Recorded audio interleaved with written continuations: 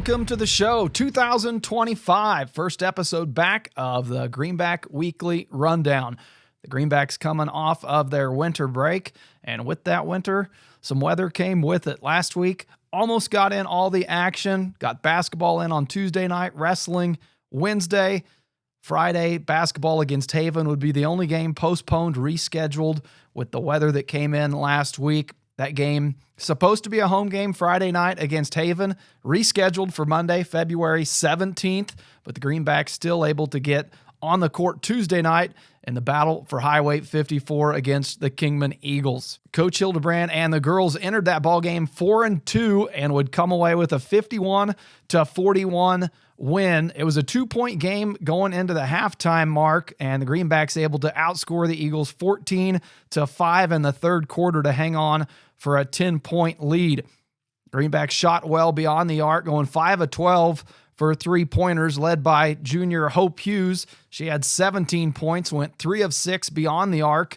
Other scorers, Kate Jackson with 11 points, and Quinn Tebow finished with 8 points. Had a chance to talk with Coach Hildebrand after the game about that hot shooting and more. Yeah, we knew they sag off a lot and go underneath a lot of those handoffs and screens like that, and so we talked about that, and we, obviously, a big long week of practice, got a lot of plenty shooting in, and we, like I said, we have girls that can definitely step up and knock shots, and, Kate and Hope, obviously the main two. Ellie, I think I don't know if she had a long two. Yeah, had Schmidt with one. She ended up with 7 on the night. One of those was a three-point bucket in that second quarter. So, yeah, her, Jackson, and Hughes all from beyond the arc tonight. So, a great night of shooting. When some of those girls get hot from beyond the arc, it's fun to see. It makes just it a makes little that easier. offense it makes that offense really open up. It does, for sure, yeah. So, yeah, we had some good action, good movement, and like I said, we just had good rhythm shots the whole night. Well, now for the boys' action. Boys also 4-2 entering that ball game, trying to come out of the winter break, shake off the rust, and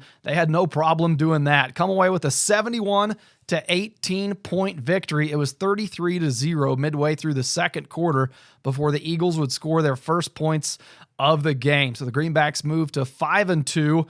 In that ball game, 3 players in double digits for the Greenbacks. Arlie Morrell leading the way with 21 points, 8 rebounds, and 3 blocked shots. Had 4 big dunks in that ball game as well. Owen Schmidt with 14 points and Grant McAtee with 10 points. McAtee going 3 of 3 beyond the arc. We mentioned that dunk from Morrell. That's how the boys opened up that ball game. He had 4 through the night. Talked with Coach Batten about shaking that rust off and that alley-oop to start the ball game off. Yeah, it's one of those things. It's nice to start the game with an easy bucket, and that's what you always try to get, especially in these types of situations where you feel like you might be a little rusty or you're, a little nervous about coming back from a break. And so that was nice, and kind of got everybody going, and I felt like it fueled our defense there for the first part, and kind of set the tone the right way, and it was a great pass and great dunk. So just kind of got us going in the right direction. It's hard to tell your kids to stay motivated, and we still saw Schmidt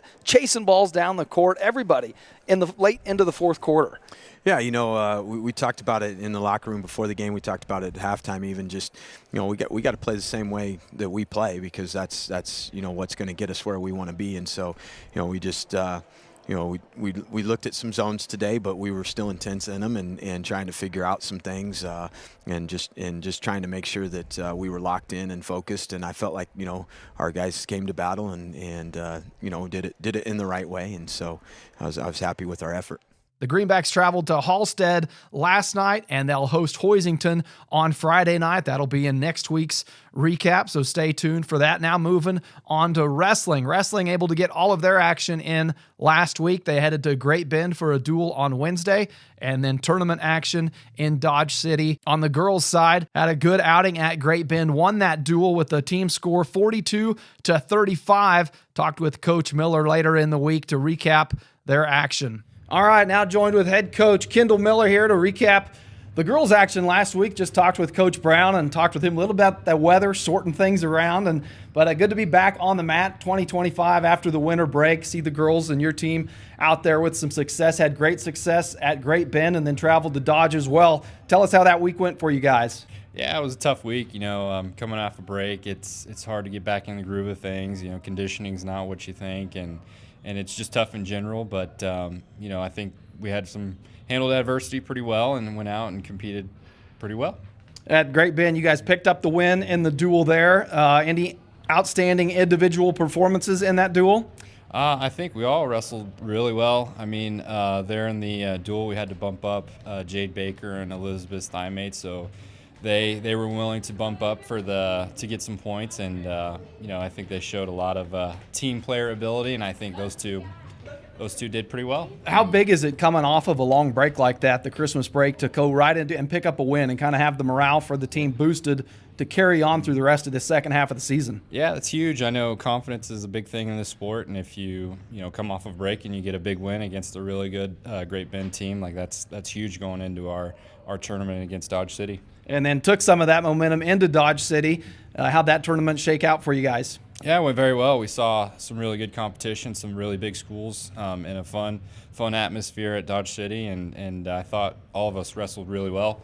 Wendy and Graceland picked up first, and Miranda got second, and we had a couple other medalists, so I thought everybody wrestled relatively well. Team finish, you guys finished fourth place as a team, did I see? Mm-hmm. So a good finish for a big tournament out there with bigger schools, and then Wendy Candia also picking up her 100th career win. I know you'd said that was one of her goals coming into this season as a career goal. Touch on that a little bit. Yeah, I know one of her goals coming into this season is and being a senior and a captain. She wanted to capture her 100th win, and what a better way to do it at the beginning of the year at Dodge City against some really big teams and medal in first at a really tough tournament. So now, where do you take this momentum this week for the Greenbacks? Where are you guys in action at? Yeah, so this weekend we're going to be at Hayes, a really tough tournament against some kind of smaller schools, but still really tough. And maybe JV at Clearwater, but we'll see. We'll see how it shakes out. But for now, varsity at Hayes and JV at Clearwater. All right, Coach. Good luck, and we'll talk to you next week. Awesome. Thanks. All right, thanks, Coach. On the boys' side of wrestling, also in Great Bend on Wednesday for the duel, didn't come away with the win there, but had a good, tough tournament in Dodge City. Coach Anthony Brown going to fill us in with that.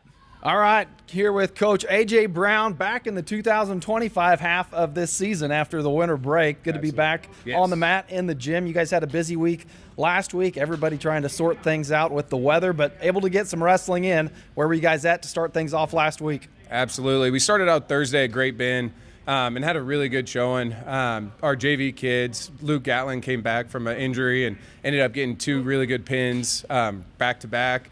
Camden Teets had a good win on the JV side, and then varsity side, we won 6 out of our 11 matches against some really good competition. So we ended up losing the duel. It hurts having a couple open weights, but at the end of the day, I was really proud of them for wrestling really hard on Thursday, and then luckily we made it safely back with the weather coming in. And you guys were right on the edge of it. Got there to Great Bend, and then we were wondering, like, oh boy, they're going to be coming back in it. But absolutely. No, we're taken care of. Leo, the bus driver, did a really nice job driving us home and making sure that all our kids were safe. So and then turned around, headed out to Dodge City Saturday, able to get, or was that Friday? You guys Dodge City Friday, able to get that one in. Big meet, had some good showings there as well. Absolutely, yeah. No, we were able to turn around. Weather kind of delayed our travel, but thank you to our superintendent, our AD, to work with us and still allow us to wrestle. This is a really interesting tournament because every kid's guaranteed 7 to 9 matches, which is not normal for a 2-day. Normally it's 2 losses and you're done. So the fact that our kids got that many matches, that much mat time was really awesome.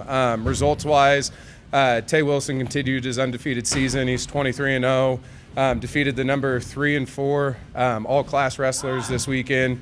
So he had a really good showing. Blake Windsor took 3rd, wrestling some really tough competition. He ended up beating the number 2 all-class, which is a huge win for him. It's really showing that he's trusting his process. He's really working on his attacks from neutral. Wyatt Lovell had a really good showing. And then our wrestler of the week, Raul Perez, came back from first semester not being able to wrestle, and he turned around and put up a 7-2 week, won his match at Great Bend, so he's 8-2 in his first weekend back of competition, so that's pretty awesome. Great day. And then so not only Windsor coming back off of a little bit of a knee injury from before the break, picked up his 100th win last week as well. Absolutely, yep, he picked up his 100th win. We had been kind of tracking to it, and then the injury happened, and we lost track, and all of a sudden we go, holy cow, I think that was 100. Let's go. So it took a little convincing to get him to go take his picture. He's a pretty humble kid. So And then where are you guys at this week coming up, Coach? This week we leave Friday. We'll take our older varsity kids to Tournament of Champions, let them go see some really tough competition. There should be some really good matchups that we can talk about next week. And then we'll send the other half of our team on Friday. We'll go to Hayes, and then Saturday we'll go to Clearwater. All right, we'll keep putting in the good work, and we'll touch base next week, see how you guys do. Awesome. All right, thanks, Coach. Thank That's going to wrap up the Greenback Weekly Rundown. A couple thank yous before we send it out. Thanks to the head coaches that take the time for these weekly recaps, and a thank you to Athletic Director David Swank and all the athletic directors that have to deal with this weather that we had last week, reshuffling schedules. I know it's not easy. And a final congratulations to Wendy Candia and Blake Windsor picking up their 100th win of their career. We'll see you next week.